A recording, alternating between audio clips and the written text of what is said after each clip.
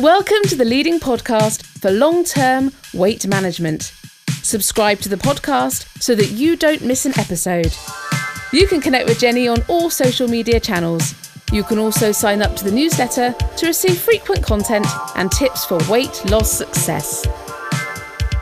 Hey guys, welcome to the Power Over Food podcast. I hope you are well. I hope you're having a lovely day, evening, weekend, week, whenever you are listening. I hope life is treating you well.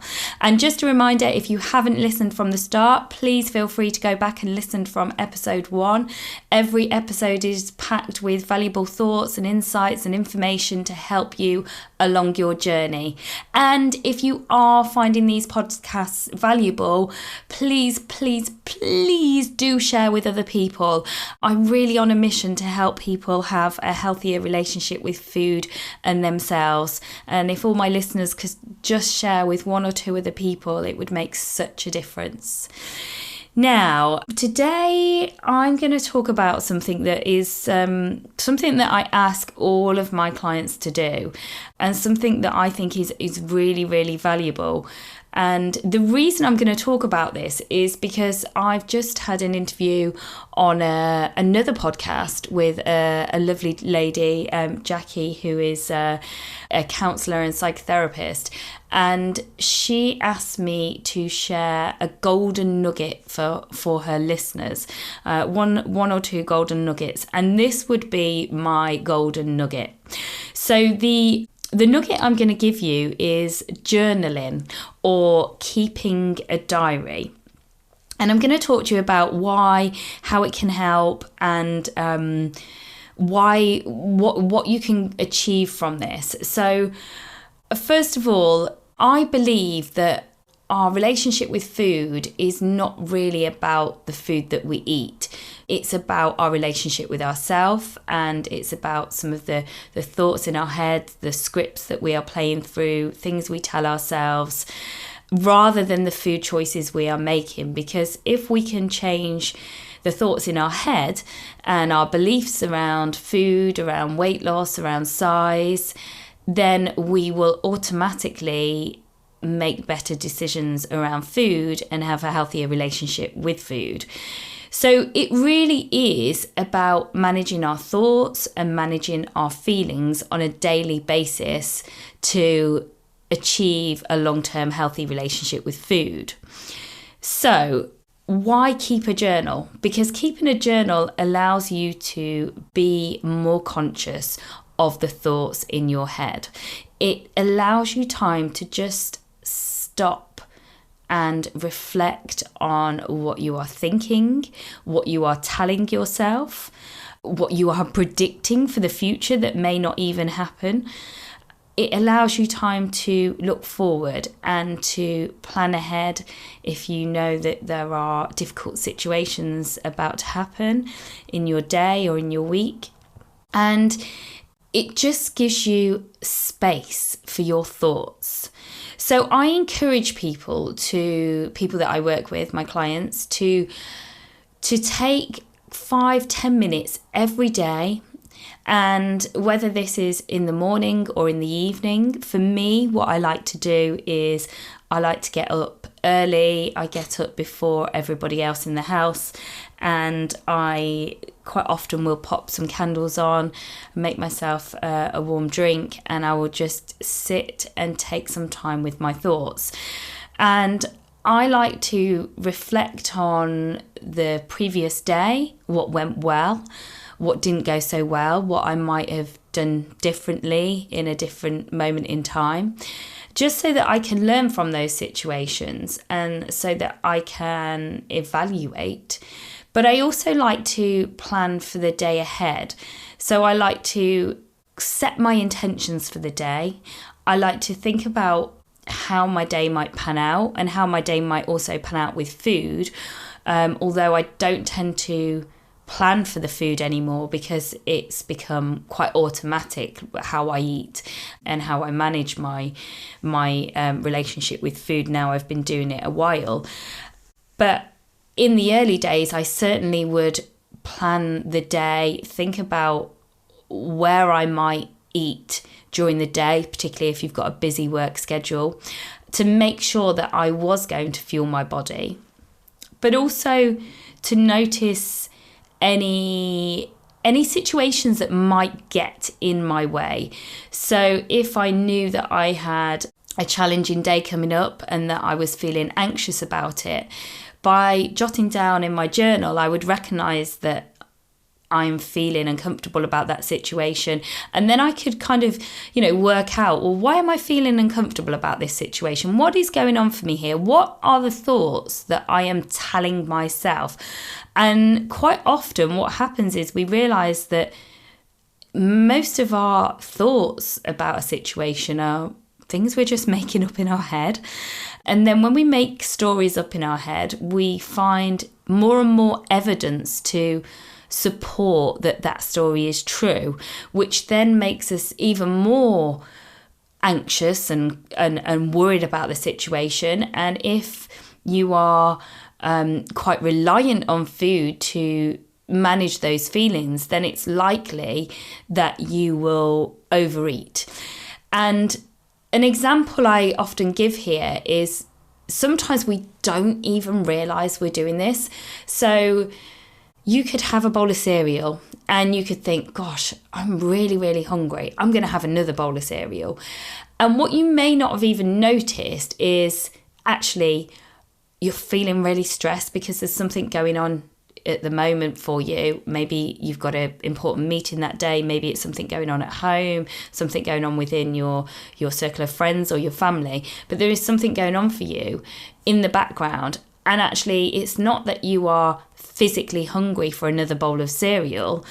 What's happening is you are emotionally in need of working something out, and you are pushing down those feelings with having the other bowl of cereal. So going back to the journaling, what happens is you ask yourself questions, things like, how am I feeling today? What is on my mind today? And that just allows you to open up that conversation with yourself in terms of, where am I today? What is happening? What are my concerns for today? Is everything going to pan out how I want it to? Or am I, concerned about something? You can also use your journal to reflect on what you have been eating and how that food made you feel. So you can think, okay, yesterday I ate X, Y, and Z. Did it satisfy me? How did I feel after it? Did you want more of that food? Why did you want more? Was it because you were physically hungry? Was it because of another need? So you are using your journal to constantly check in with yourself, to reflect and to learn. Now, I think what the common thing is with dieting is keeping a food diary. And a food diary, in my experience, tends to be lists of what you've eaten and counting calories and, worrying about whether you've gone over your calories or if you're under calories, can you save them for the next day? And that can become quite obsessive. The way I encourage journaling is not about necessarily logging calories and things.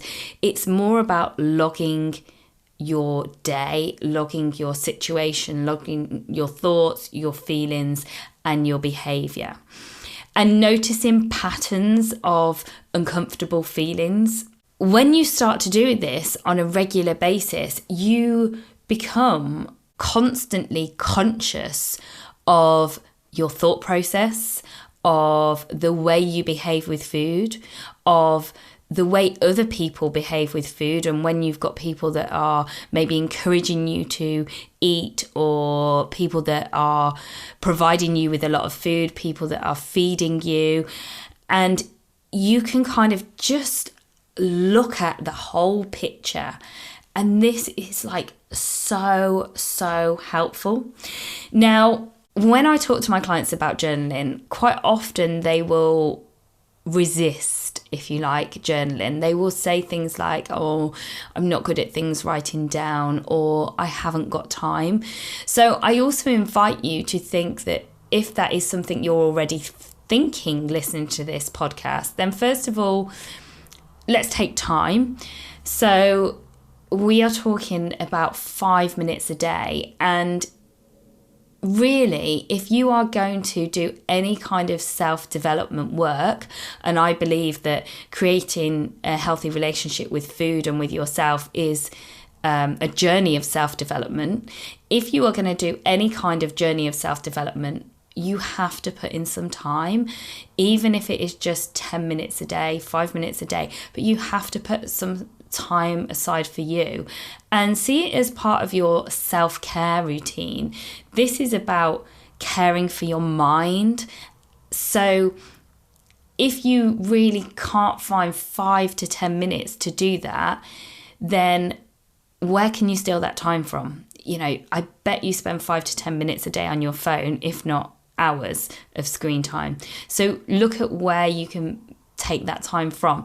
And I really recommend putting it in at a set time. Like for me, it's in the morning, and making a little bit of a ritual around it. It might be as you get into bed, it might be the last thing you do, but make sure you diary it into your day so that it happens. Secondly, if you're telling yourself you're not good at these things, then where does that come from? Where have you got the belief that you are not good at writing things down? Okay. And sometimes that can be a bit of an eye-opener, because you can start to reflect on maybe school days, maybe something you've been told as a child about whether you are good enough at academically or English. So just reflect on that, but also know that this journal is for your eyes only. It doesn't matter if it's scrawled of sentences that just flow out of your head and it doesn't make a huge amount of sense. You will know what sense it makes. You will know what you are learning and what you're trying to say in your journal. This is for your eyes only. No one else needs to read it. And it is just for you to take that time to become more conscious about your thoughts, about your feelings, about the script that's running in your head, and about how you use food on a daily basis. So that would be my golden nugget, is to start journaling, start keeping a log. So I hope you find that helpful. And what I also say is, we need to commit to this long term, because quite often I'll say to people, how's it going with the journaling? Oh yeah, I did it for a few days. Oh yeah, it was really helpful actually when I did it. And then it's like, well, okay, so why have you stopped? Okay, so consistency, as with any type of behaviour change, is also key. And it doesn't matter if you do it 6 days and you miss one day. That doesn't mean, oh, well, that's it, I don't need to do it anymore. Go back to it. Even if you miss a few days because for some reason or another, go back to it. Because I literally can't stress how valuable this will be for you to change your relationship with food. So I'm going to round up there. Don't forget, you can connect with me on social media, on Instagram, YouTube, Facebook. Come and join us in the private Facebook group that is just for people that are trying to have a better relationship with food and themselves. And if you haven't done so already, you know what I'm going to say. Please leave me a review. It helps me to be found easier by new listeners. Oh, and I nearly forgot, we do have a launch now for the Becoming You Academy, and the day I will be letting the first members into the platform will be the 21st of June, the longest day of the year. And if that is of interest to you, if you are keen to get inside the platform and start to work with me and work through the modules to help you have a healthier relationship with food, then please follow me on socials, because there'll be lots more information coming out about how you can be in with a chance to join us inside the academy. So that's it. Have a great day.